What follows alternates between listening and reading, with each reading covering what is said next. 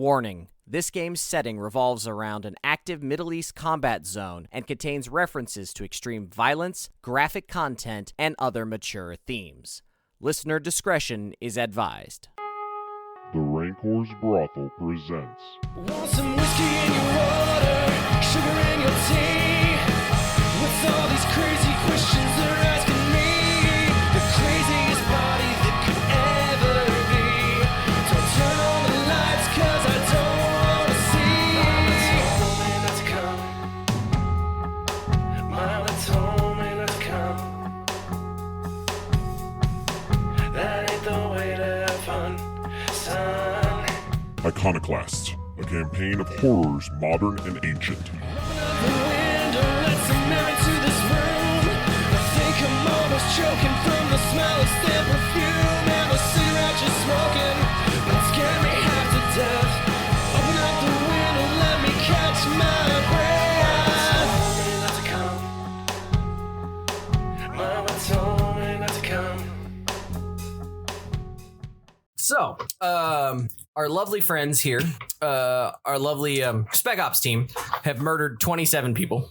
Captain Dan helped. Captain Dan did help. Captain Dan killed a few of them. Mostly, I must say, what is really impressive to me was continuing to force Daniel to roll stealth rolls, and he kept making them over and over and over again. I was surprised it's in one. God damn. Taking cover, using grenades. Very impressive. So anyway, at this point, you guys have wiped that shit out. The characters' motivations for the Spec Op team, they're going to start looting. We can definitely play some of that if you guys want to role play it. Obviously, I think for the task force, you're more concerned about what's going on with Captain Dan and Hastings inside the vault. There's at least one thing that we briefly discussed that I think some of the special operators might care about. Yes. Yeah, but we can cut to that later if you want to. Yeah, that's fine. I feel like the interest of the episode is probably on the creepy vault. So we'll go to the creepy vault and then find a good way to cut away back to the special operators. Gotcha. That reminds me, I forgot to look at one very important detail. I'm sure I won't make it up and fuck everything up later. Jeff. Okay, look up your detail.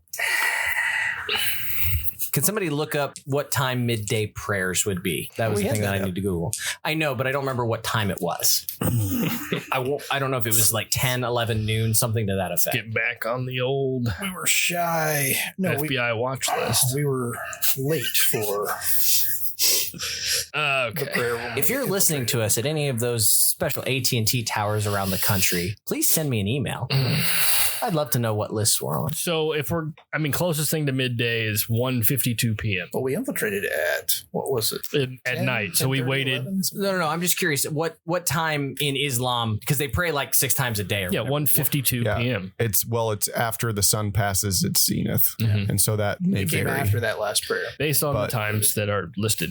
Yeah, like Okay, so it looks like 12:51, 105 is what. So like if we were doing right now, it'd be 5 a.m., 6 a.m., 1:52, 5:40. Okay, that timeline doesn't make sense anyway, but okay. I'll make it work. Thanks. Yep.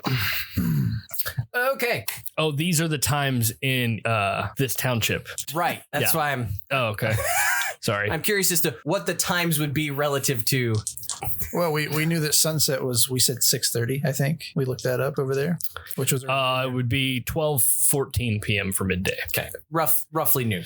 So midday prayers are roughly noon. That's all I really need to know. I know that according to the religion, it probably changes with the seasons and blah, blah. Just ballpark. It's after it passes its zenith. So noon, roughly. Okay. Perfect. Jeff. Yeah. You guys got into the vault, into the alcove, through the sub door. I like the visual of it pushing creepily shut and you guys in the darkness, but you're basically in the darkness. The sounds of the gunfire don't completely cease, but you pretty much are plunged into pitch blackness and almost silence compared to where you're at. Your ears are probably ringing from the gunshots and everything else, even though you both are, combat oriented. It's disorienting. And like I said, you feel you don't feel, you hear a rush of wind, like a rush of wind or a breeze? you hear How close to cold dead hand are we talking? you hear a seeping of wind. I would say Descriptive and unhelpful. Yep. You're welcome.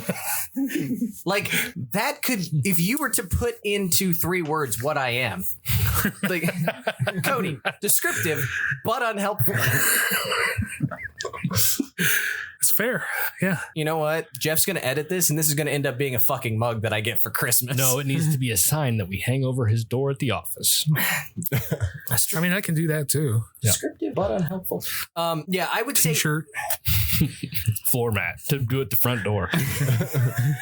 Just so people know what they're getting into. welcome to the Grady's, where Cody's descriptive but unhelpful. Watch out, Jehovah's Witnesses. Oh, I love when they come over. Tell me the cool shit about how your religion thought that the world was going to end in 1925.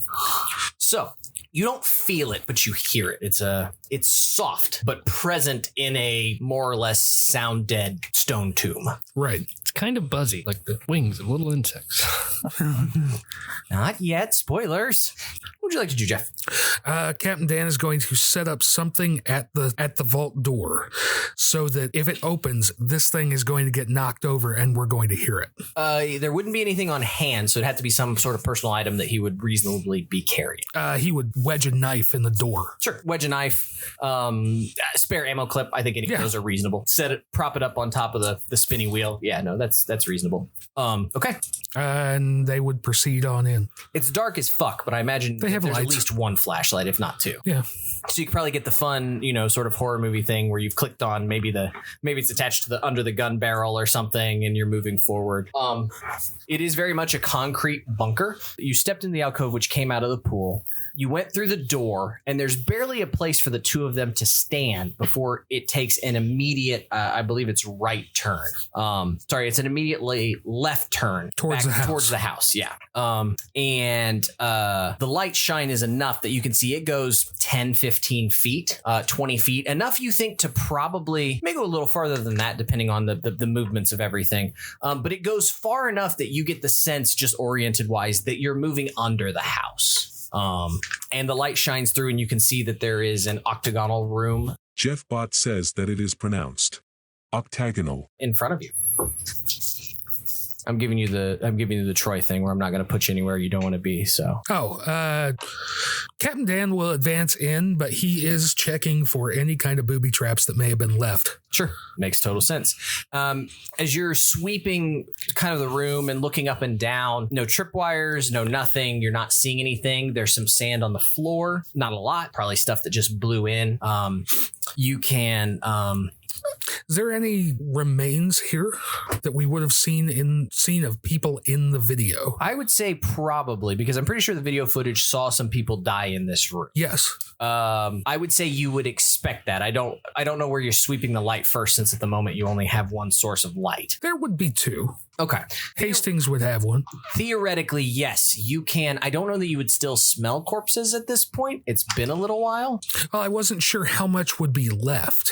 That is also a fair point. We can talk about that as well. There are some corpses. I think that they're an appropriate amount, probably somewhere between, 2 to 4. Yeah. Something like that. At the very least, skeletal remains.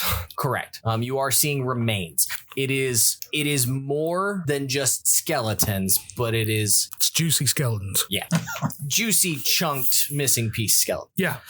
Anyway, as you open into an octagonal room, Octagonal. it is about 10 meters across and full of all kinds of shit. As you're sweeping the room, you do see some bodies.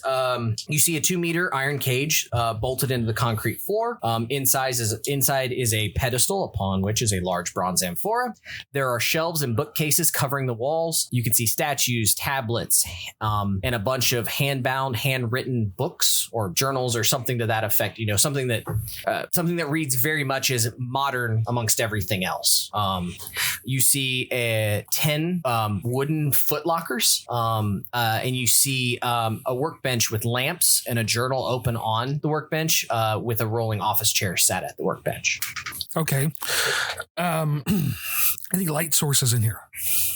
I imagine that there are probably some either lanterns. I did just say lamp, right? Yeah, a workbench with lamps on it. So they're probably oil lamps at the least. Okay, because they'd had to bring some sort of light source down here to record down here. Correct. Yes. Okay.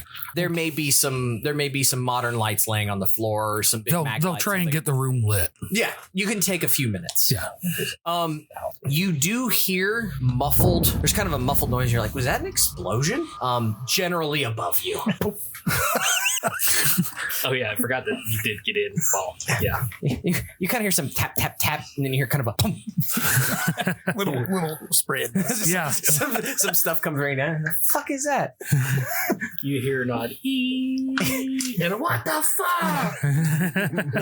fuck? There's some you set up some oil lamps and light some oil lamps, and you hear kind of a pump pump from off in that direction. But yeah, no, you can get the room lit, no problem. Yeah. Hastings is going to start trying to document the tablets. Okay. So there are tablets, there are statues and tablets actually visible out on the walls, like on shelving. I didn't want to know are you looking at tablets right in front of you, or are you opening everything up and looking for tablets? Because there's some things that are in footlockers. There's something like, are you digging or going for what's right obvious? She will try and figure out what it is that's on the wall in front of her and make sure it's not something she needs. Okay. What are your languages again? All the important ones. Yeah, it sounds good to choose here. I'm pretty sure I know you have Arabic. I believe you have Akkadian, but I don't know what else you have. I think she's the one with like 4. Hebrew, Sumerian, Ancient Aramaic, Arabic, and Akkadian. Okay, perfect.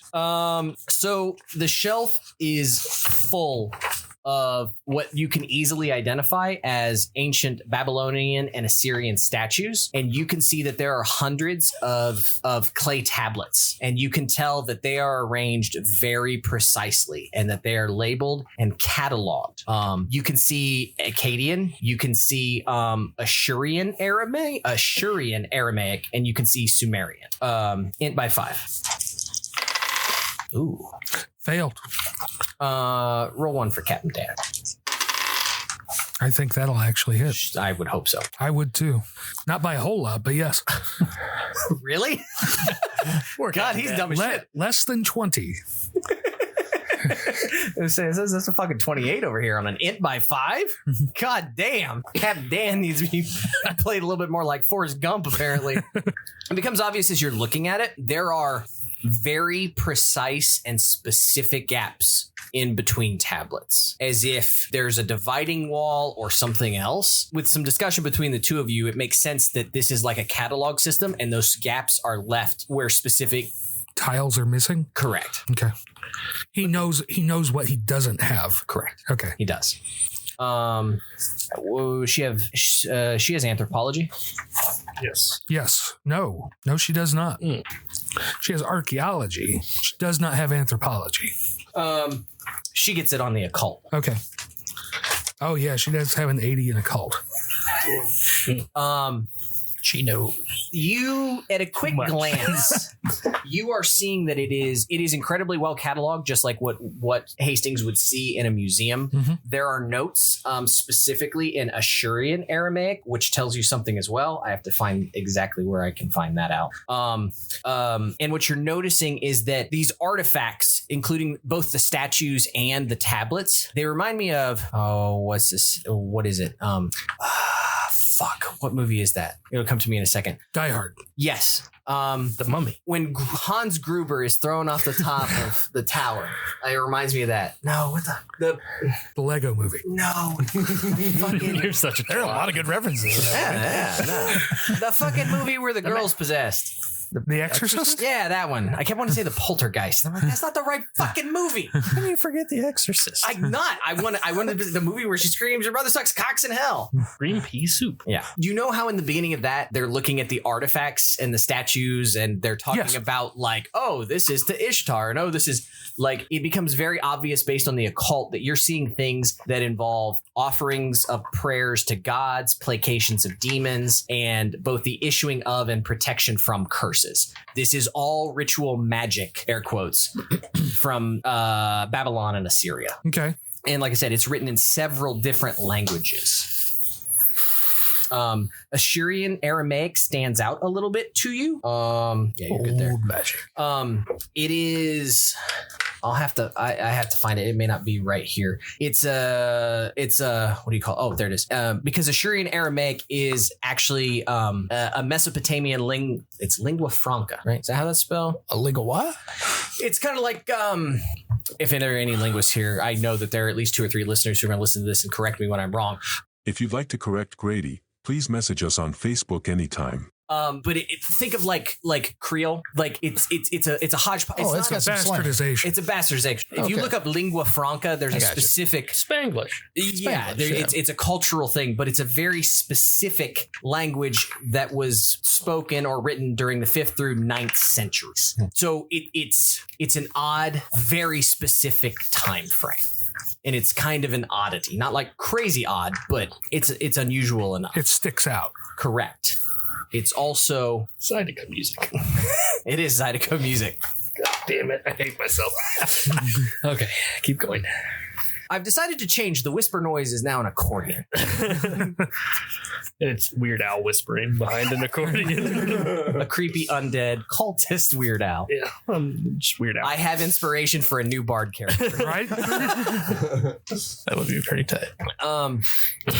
But what you notice is like the shelves are very labeled and there are notes. Some of the notes are written in Ashurian Aramaic. So that kind of gives you that. It would take you hours, if not longer, to dig through them. But I at least want to give you at a glance what you're seeing on the shelf. Okay. How many of these journals and things are we seeing laying around? So if you start looking at the books as opposed to the tablets, because 10 meters is a good sized room, and this room is full of shit. Mhm. What you're seeing are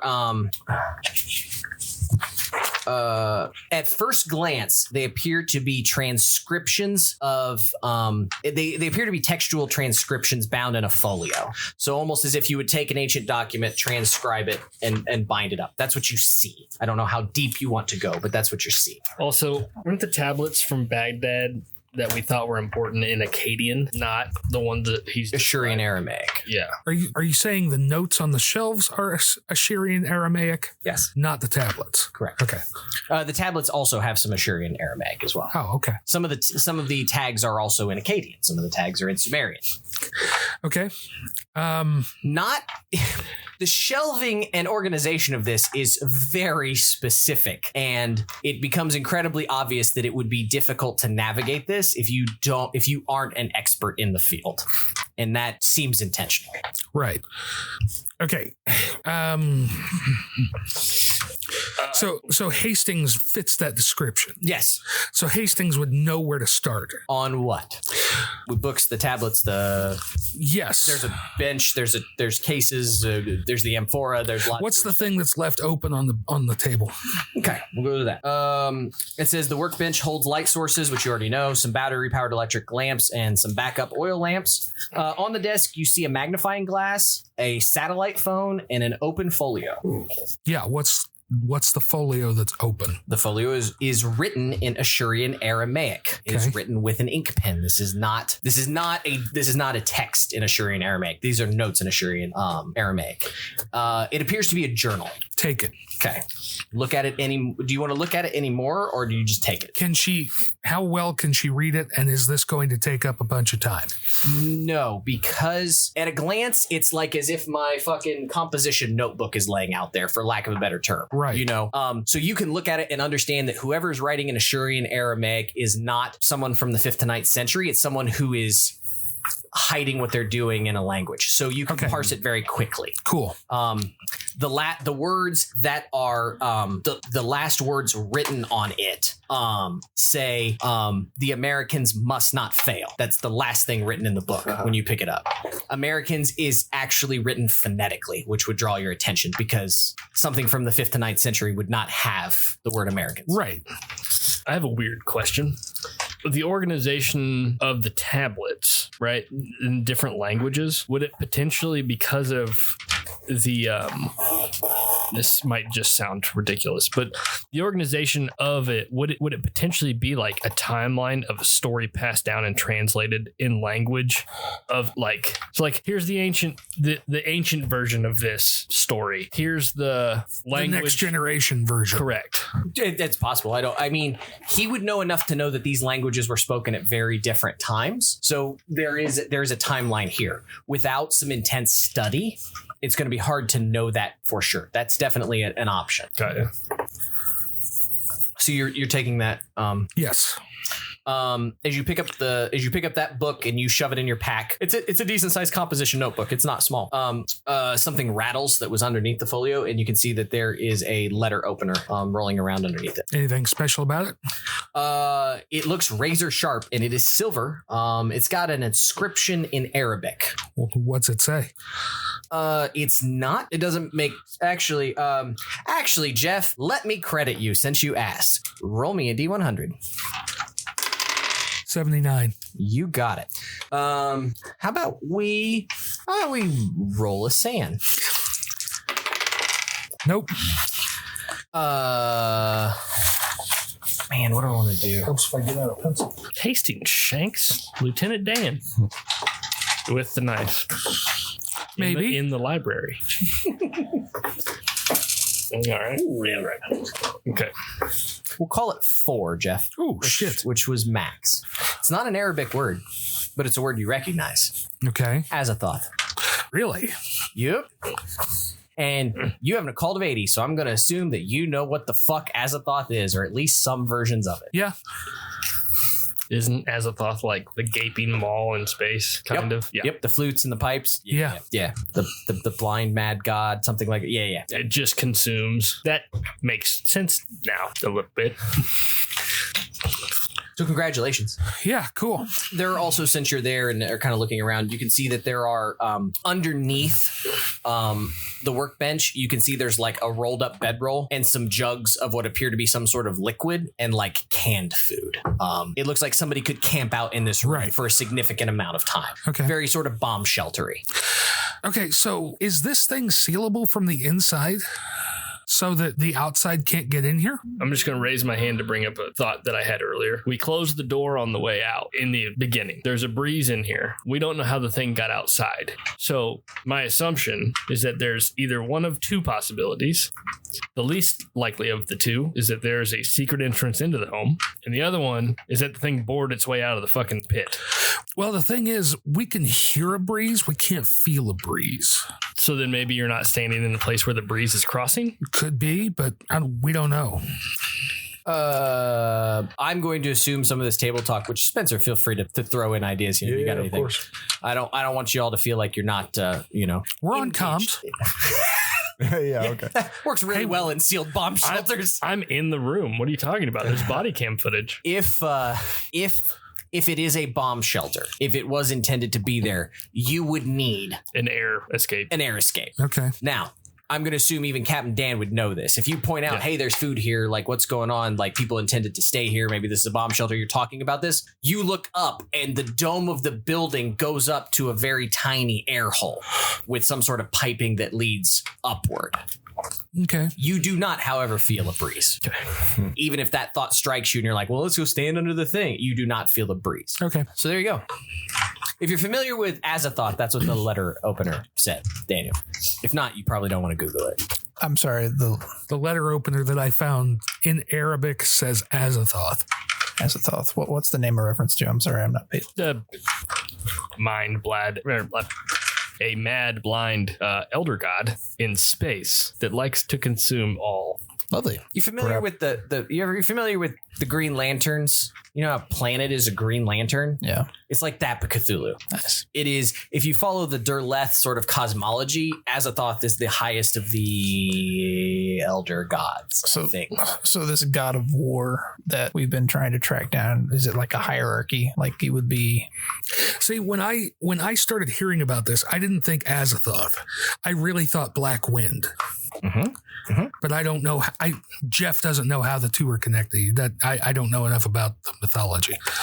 Well, I mean, with our character's occult knowledge, with the person that you have, that's why she lost the sand roll. Oh, okay. Yeah, because she recognized the name. Azathoth. Yeah, okay. Azathoth is I think it's called the blind mad god.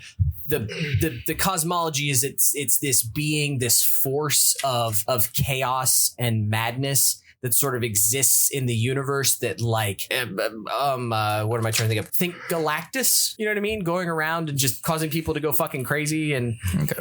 There are servants and there are pipers and he holds court. Azathoth, sometimes called the blind idiot god, the nuclear chaos. The Demon Sultan.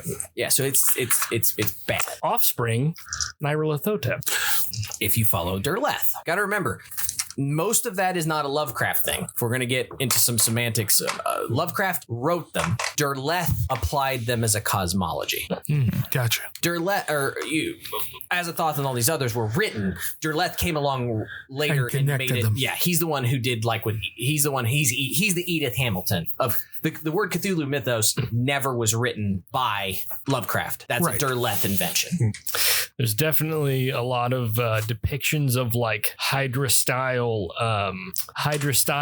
like space dune worms in an amalgamation of like just consumption. Like consumer of worlds type deal. Except bigger than worlds. Yeah, it's Yeah. There's also kind of like gaping maw, like tentacled beholder style artwork as well.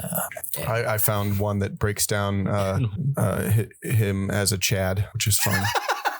Yeah, the Chad Azazoth. Yeah. Kind of the Giga Chad. Yeah.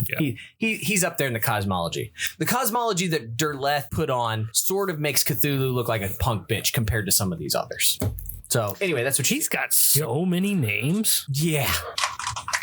The Abyssal Idiot, the Lord of All, Him in the Gulf, the Deep Dark, the Cold One, Sleeping Chaos, Supreme Lord, and Creator of all things, the Blind Dreamer, the King of All, the Primordial Demerge. I don't know how to pronounce that word. Demerge. So yeah, this is why the D4 stand loss. So what do you want to look at? What do you want to look at, Jeff? We came here for the tablets. Let's try and document as many of those as we can. So the tablets that are out on the shelf, looking at them, you've got, I don't know, 4 or 5 dozen. You can start to translate, but it will take you. We're not looking to translate. We're digitally documenting them. Oh, okay. So you're going to try and take pictures. Yes. Okay.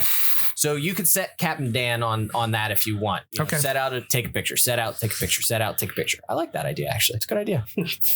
What else do you want to look at? Hastings will start going through some of the translations. Okay. Just to see what they are. Are they translations of the tablets? Are they? As you open up the first one, so I imagine these are bound, right? Because folios are oversized, and a lot of times they're kind of folios are this big. Depends on because the Shakespeare stuff is folios, and those were big because they defined them as, I think they're big. I think they're like oversized, like kind of like oversized legal documents and stuff. No, I don't think so. No, I guess it is 8.5 by 13. I thought they were bigger or smaller than that. Sorry.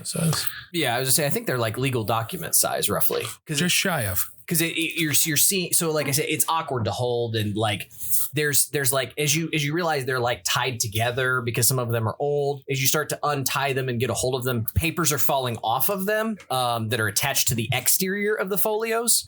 Normally, Hastings would be way more careful than that. Well, I know that. I'm saying, but I'm getting to the part that's weird. Okay. If you had a book in whatever language, right, and there's a piece of paper on top of that, the instinct would be that is a translation of the book or a transcription of the book, right? Maybe it's my notes or whatever. As you pick it up and you start to look at it, all of those are written in Assyrian Aramaic that are attached to the outside. The folios themselves are written in different languages, but the things on the outside are in Assyrian Aramaic.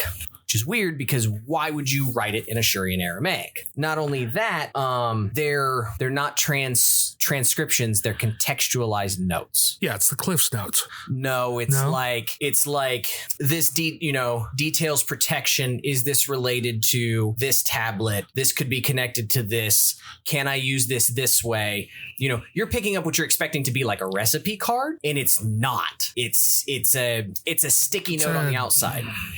I can't think of the name of the type of book. I remember my mom got me a Bible and this to go along with it that would reference this back to this, and correct. Yeah, I can't think of what that's called. But yeah, it's almost like a companion to the folio. It's not a translation. Yeah. So you can't just take the piece of paper on the top and understand what the folio contains. The folio you're bouncing back and forth. He was referencing the other older documents, so he's probably that's why it's in Assyrian or whatever language it was. And you're realizing since it's a lingua franca, since it's especially a rare concordance. Yep. Yeah, and you're starting to realize that some of the books that are contained here are more or less identical in size and composition to dozens of these other books stacked on or around or in between these folios. There are probably 150 books on these shelves you're looking at alone. But the books, the more books, the more notebooks, less the folios, look almost identical to the one you picked up. Okay. All right. Besides these folios, the workbench, what else is there in here that we need to quantify or catalog? So you've looked at the texts, you've seen the books. I guess you would you would put it together. It'd be hard for you to not put it together because she works in this. You get the sense that the folios again are. I don't want to do this. Make a roll. Int by 5 roll. 31. Okay, we'll just do it that way. This is a highly detailed research, ancient research. You've got that already, but you're starting to get a better sense of what it is. You picked up his journal, and what you can see is that he was meticulous in terms of documentation. And all this documentation is written specifically to prevent almost anyone who walks in here from understanding what's going on. I think that's very obvious. Yes. But he's connecting the tablets and the folios into he's connecting the tablets and folios in a way that makes it very hard to contextualize, but you get the sense that he's looking for something and interrelating these things that go back to these placations to demons, or these, for lack of a better term, spells, or these histories, and he's connecting them. And the books on the shelves are dozens and dozens and dozens of journals. So it's almost, for lack of a better term, it's his lab notes. What you're getting on the outside of the folios are the sticky notes. You're getting the original documents in terms of the tablets, and then you're getting detailed journals from the books themselves. Does that all make sense? Yes. Okay. I wasn't sure if all of that was clear. No, I'm getting that. The only thing left, if you've got all that in your mind and all of that makes sense, the only thing left would be the 10-foot lockers. Okay, so real quick, the folios that you were talking about, those are his notes, or those are what his notes are referencing. Those are what his notes are referencing. So you have tablets and statues. Yeah. You have folios. And then books. You have books. Okay, cool. The books are his journals. Yes, got that. Okay. And there are a lot of journals. Right. Like in the 6 dozen number of journals. Yeah. Footlockers. They're arranged wooden footlockers, kind of like, Raiders of the Lost Ark. You can pop it open, and that. Going to pop it open. The footlocker that you pop open is full of about 75 clay tablets. Roll Acadian. Okay. No. They're in Acadian. Yeah. And they're fucking heavy as shit. And you even see that there are some notebooks tucked in there too. This motherfucker had notes everywhere. What else did I fail? It's the only one I remember so far. Int. No, you failed an int by 5, which you can't tick. I can tick it if I want. I was going to say, so you say, son of a bitch. What do I get with a 40 in sculpture? It's an Acadian sculpture. You can tell by how it looks. I mean, they're pre-Islamic. They're religious in nature. You're seeing gods and goddesses and totems and figures that would both be Sumerian, Babylonian, Assyrian. Any one of these could be a crown jewel of some display in a museum. Like, this is some incredibly rare shit. Anything that sticks out is out of place. No, it all is falling in the same time frame. What's odd here is the overlapping circles of very specific ancient textual stuff. But otherwise, anything in this could be a collection in the British Museum or in the Smithsonian or, anywhere on Earth. Are any of the figurines or figures wearing a mask? No. Okay. I will also check out the amphora, see if there's anything else that I needed that I couldn't see in the video. The iron cage bolted to the concrete floor in the middle of the room. It measures 2 meters per side. There was an ancient key lock on the door. I don't remember how you guys unlocked it or if you blasted it away. I don't remember. I think you guys forced it. Yeah, I'm pretty sure we bolt cutted it. So it's smashed. It is a large bronze amphora. It's sitting on, I don't want to say a small plinth because it's a big amphora, but it's slightly raised off the floor. Again, you can see the Akkadian inscription, which it says, "The Father of War waits, hungry to lick the skin from the world. War his endless gift, blood his endless price. Free him and pay." Got to go back to see if there's other things that I can give you because I think there is. Alertness, Jeff. Let's go there. Let's try that. It's a 27. One of them will get that. Who do you want to get it? It would have to be Captain Dan. Who's looking at the amphora? Hastings. Okay. The wind sound is stronger as you get closer to the amphora. Oh, interesting. Large bronze amphora, massive, looks unbelievably heavy. But that's basically all you get unless you want to actually again, I don't want to Troy you there. Go over, touch it, feel it. Oh no, she's going over to examine it as thoroughly as she can. Okay. It is not bolted to the floor in any way, but touching it, you realize that it's like a Pinto sitting there. It is incredibly heavy. You can't budge it at all. Right. An amphora is usually held. Correct. There are arms up near the top on each side. Okay. It is open. You definitely hear a whistling sound coming out of the top of the amphora. Yeah, she's totally going to pull something over and climb up and look inside. It's black on the inside. She'll shine a light down in there. It's black on the inside. Like I can't see the bottom, or it's a black bottom. Roll sand. Roll sand. Got that one. This is an ancient bag of holding. That whistles. Oh no, wait. You passed, right? Passed, yes. We'll call it 2. Which is good, because otherwise this could have been, unfortunately, that would have been a very good die roll.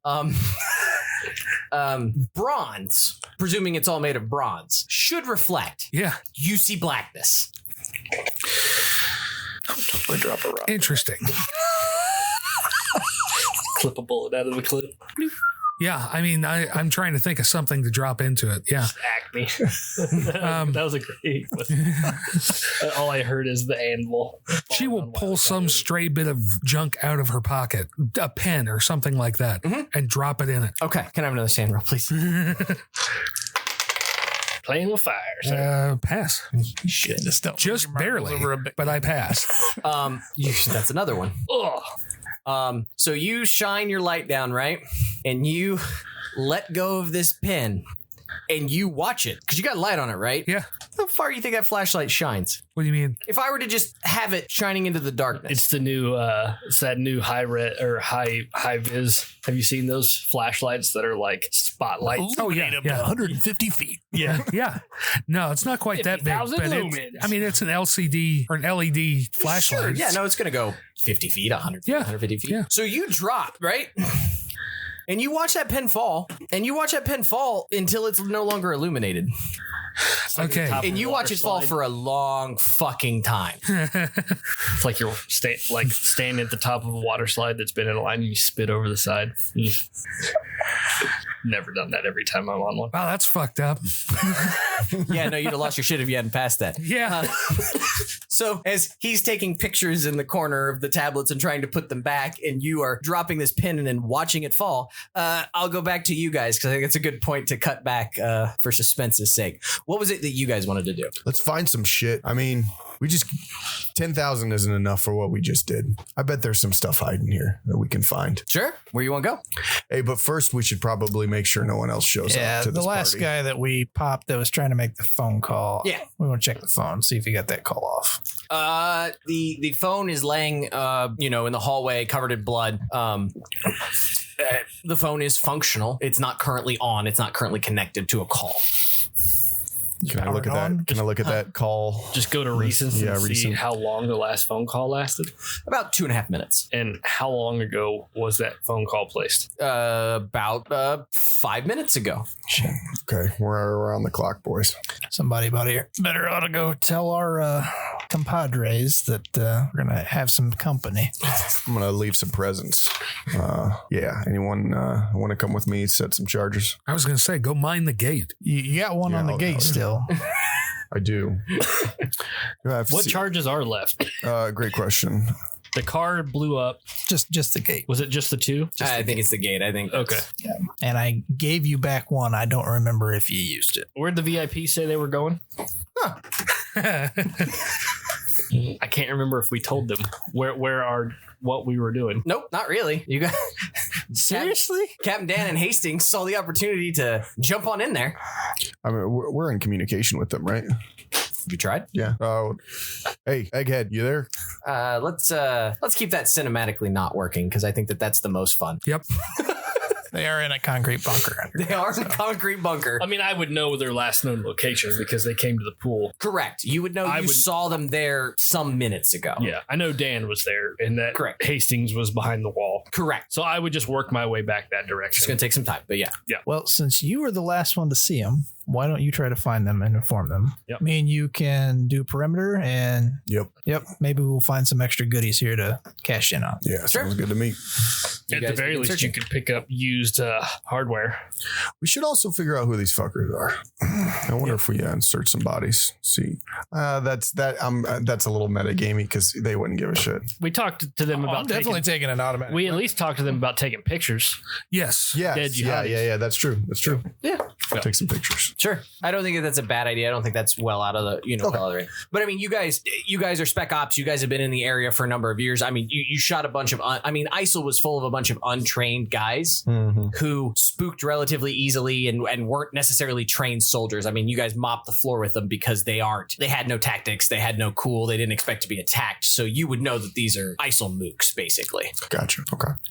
Maybe not no, but it's a solid goddamn presumption. Okay. Yeah, we'll take some pics. And there's also a decent chance the guy with the phone calling Big Man might be mid-level mook. Yep. You know what I mean? Yeah. Snip. There wouldn't be, I don't think that they necessarily wore any insignia, so you wouldn't necessarily know, you know what I mean? Yeah. But it stands to reason that if this was the last guy to show up, it's possible that he was mid-level, or it could have just been the last guy alive and heard all of his friends die within about a minute and a half and decided to call. Yeah. Take pics of guys with enough face left to potentially identify. Roger. Okay. And I'll anything- work my way towards Okay. So which was your spec operator again? my Shink. Were you mine? I thought you were mine. Oh, okay. So Maya is working back that direction. Back to the vault. Sure. I just kind of imagine Hastings shaking a little bit. She's As it cuts back from black. Dude, come check this out. let's throw some more shit in here. Spare poor Captain Dan. Yeah. She would probably compartmentalize that and walk away from there because she's got a depersonalization disorder already. Like that did not happen, and walk away. You know when you like bang on something metallic that's kind of like you'll get that warbled like boom. Yeah. You think if you hit that, it would just fucking echo for eternity? I don't know. When I look down there, could I see the sides, or did it just open into black? You see black. Yeah. Okay. So no, I don't think it would. You never know. You ever looked on the other side of a Stargate, Jeff? It's kind of like that. Yeah. Yeah. It's TARDIS. It's bigger on the inside. No, she's totally Is your going and focusing on collecting journals now. you realize that the wind, the whistling, the whatever, as you're standing over, is being pushed out of the amphora. Uh-huh. You're feeling positive air pressure from in there. Gotcha. Just thought. Uh-huh. Might be a good idea to put the lid back on it in case there's anything Where else. is the lid? It's bag of base. Since, as a thought, it is kind of like interdimensional. Just thought. Yeah. Just ultimate goal wise, let's keep that some bitch in there. Yeah. Put it on the to-do list. Yeah. Close the gate to the Elder God. Really makes Jeff plan about blowing it up come back into an interesting perspective, doesn't it? Yeah, let's not do that. Another just kind of off the wall thought, and maybe we'll get to this eventually, but like his last note was hoping the Americans pulled it off, right? Right. Like which Americans was he The in Americans contact cannot fail was what was written on the last page. with? Right. So he knows a group of Americans' plans. It certainly isn't our group of Americans. No, it's probably the Delta Green boys that he called. The Cowboys. Yeah. Yeah. So what was their plan, and why didn't the cowboy tell Major Olson? He was going there to collect this stuff. Oh, okay. And to, I don't know, he what's his name at the Air Force Base? Sloan said that he was trying to get this stuff out of here, but I don't think he said anything else about why Rassam wanted the cowboys to come in here and collect this stuff other than to get it away from the conflict. Yep. I wonder if he wanted it away from the conflict because of the fact that it's the father of war. I don't know. Oh yeah, it's feeding off the chaos. That's apparent. So from the time that this happened, from the time that this was released to now, are we seeing drastic escalation of conflict? That'd be hard to quantify because you're in an active war zone. And I mean, the coalition forces are approaching Mosul. They're testing at this point in history, they're testing the perimeter for the eventual recapture of Mosul because they know that that's going to be an unbelievable, bloody, long-term conflict.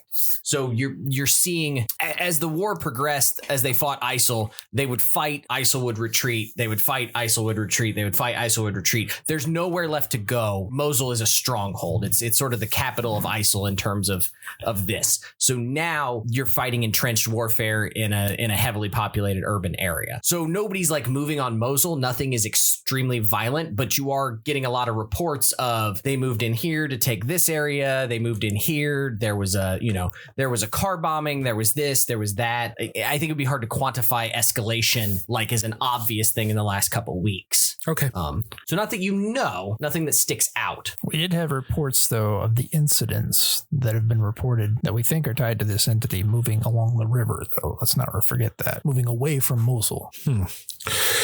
Okay. I think there were talks of like bodies in the river, I believe was kind of what you got in or around the river. Downstream. So not attacks happening on the river then.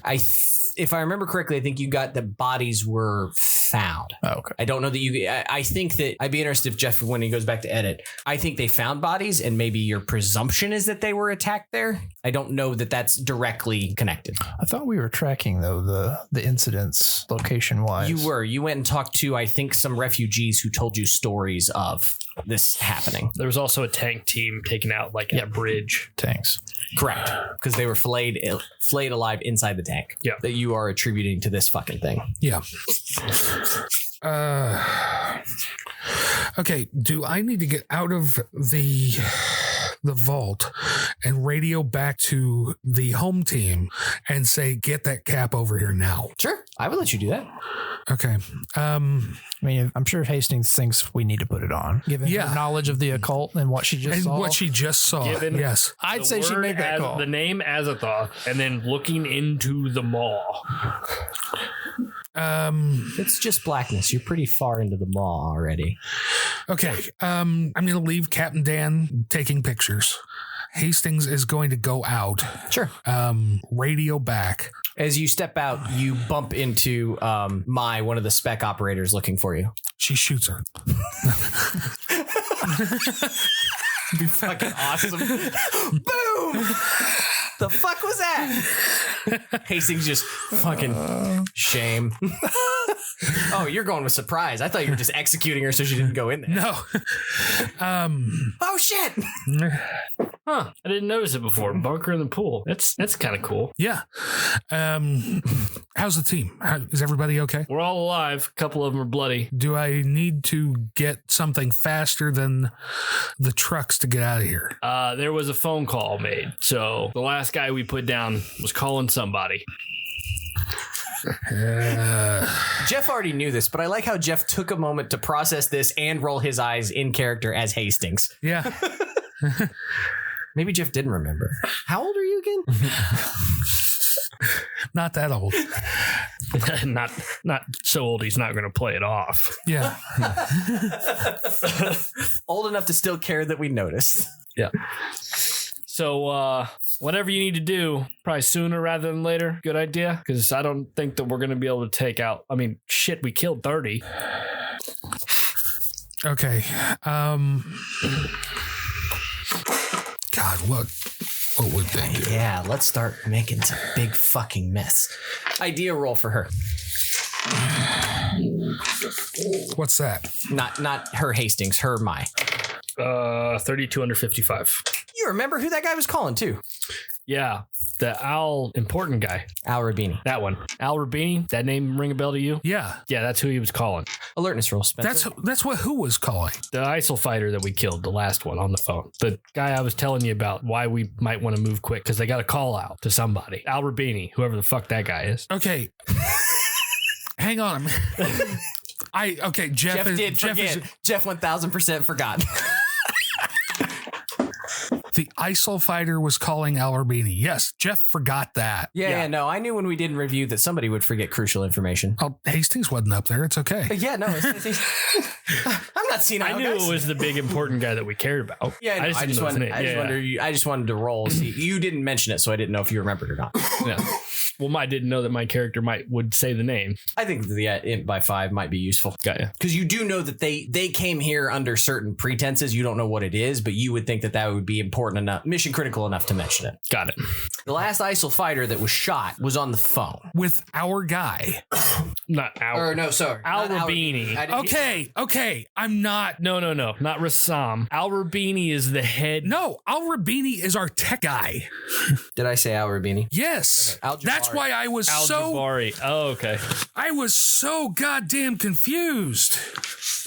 Yeah. We have a traitor in our midst. Nasser Al Rabini. No. Well, Al Jabari. Al Jabari. The guy, Oh my the guy God. who sent the original team here. You just completely fucked my head for a minute. I passed my int I'm roll. gonna take a personal note on that because it's a great way to do that in the future. It's because Cody, like, for whatever reason, I read well, but I read so fast, I read stupid. So, like, to me, I know he reads like Dan writes. Yeah, I was just like, I know this character's here and this is this, and I know this character's this. And Other this is Dan, it. not you. But Al Rabini and Al Jabari, as far as names, don't solidify since they're not real people.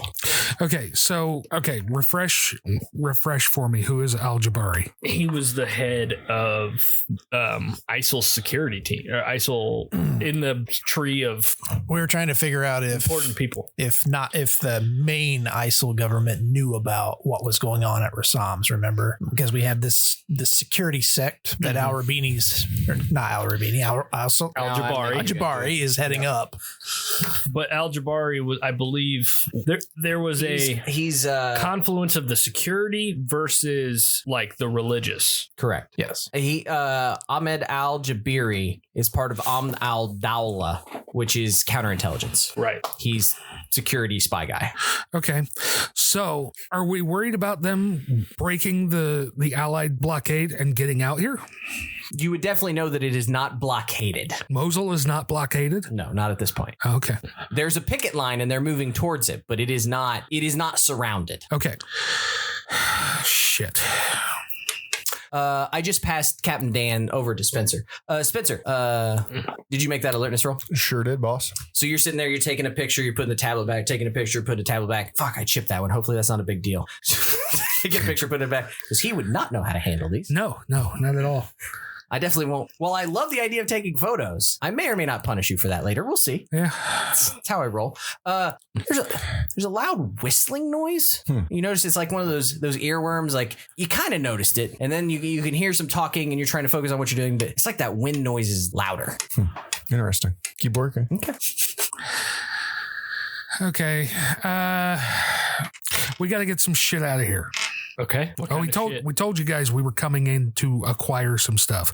Yeah. I got 10 foot lockers in there. I need drug out. Did we bring a flatbed? I know we got 3 vehicles. Yeah. How big are the foot lockers? Like How big- standard issue? A foot locker is, Yeah, I mean, I bet they're probably 5 feet long, 4.5, 5 feet long. Like they're. that's not a foot locker. I mean, put your hands out again. Yeah, that's 3 feet. Actually, that's maybe 2.5. 70 clay tablets are not fitting in there. Well, I'm just saying. I know a long box is 4 feet. A Yeah, footlocker is bigger. long box is bigger. There's one sitting right there. It is not bigger than what you just had your hands hold. I'm telling you, footlocker. Alexa, how long is the average footlocker? It's going to give you the dimensions of the store. Foot Action's larger store at 2009. Call it. You called it. Got it. I got it. 2,900 square feet. Yeah. The average footlocker store is 2,900. Go get one of your fucking boxes. Thank you, Alexa. It's very useful. Eat dicks, Alexa. I bet if I asked to buy one, it would give me exact measurements. Fucking asshole. Depends on what size your foot is, what size shoe you should buy. Smart ass. He's gonna Google exactly what he said and the same thing's gonna come up.